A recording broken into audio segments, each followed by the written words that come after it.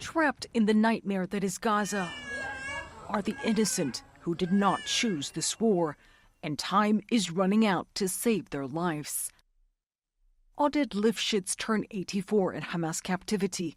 The great-grandfather was shot and injured on October 7th by militants who stormed his home in kibbutz near Oz, the site of one of the worst massacres of that day. He was separated from his wife of more than 60 years. 86-year-old Yocheved was also abducted, thrown onto the back of a motorbike in her nightgown before being released days later by Hamas. For more than a year, Sharon hasn't stopped fighting for the release of her father and the other hostages. We are so exhausted and so heartbroken again and again. We don't have the luxury of giving up. Their hopes for a ceasefire deal that would secure the release of the hostages shattered over and over again by failed negotiations. And now, with Israel's new war in Lebanon, the world's attention appears to be shifting. It is, for all involved, a race against time.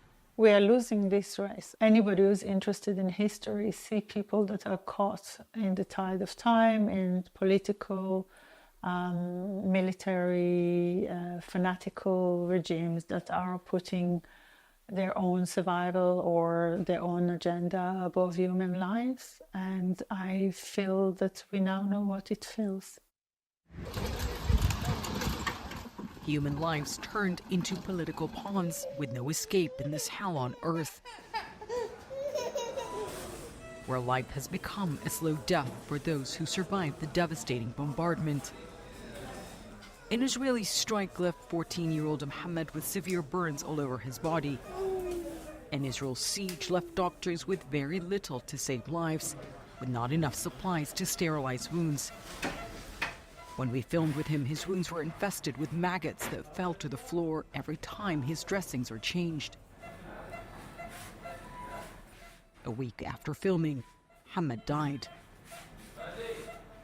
It was too late for him, but thousands of others in urgent need of medical evacuation could be saved, yet only a fraction of them have been allowed out by Israeli authorities in recent months.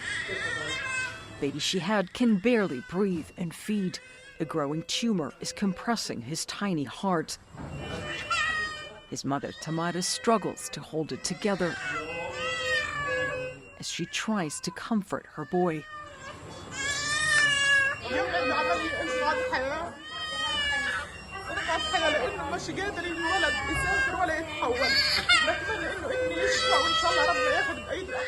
There are no specialists available in Gaza, and they don't have the medical equipment they need. But doctors say they have no choice but to operate to try and keep him alive.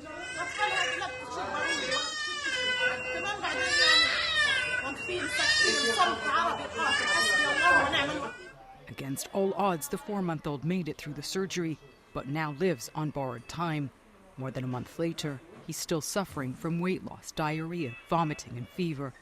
His mother is pleading the international community for treatment abroad. Palestinian and Israeli lives that could be saved with a deal, if only there were the political will. More than 100 hostages are still being held in Gaza. The Israeli military's admitted mistakenly killing 3 of them. It's also said it is most likely responsible for the death of at least 3 others. And in recent weeks, Hamas executed 6 hostages as Israeli forces closed in. These were young people that had every chance of survival and have survived almost a year.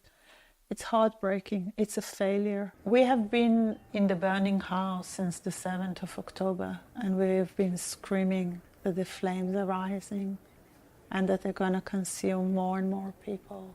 We have been saying that military pressure is killing the hostages. Oded Lifshitz is a man who's long believed in peace that now seems like a more distant dream than ever.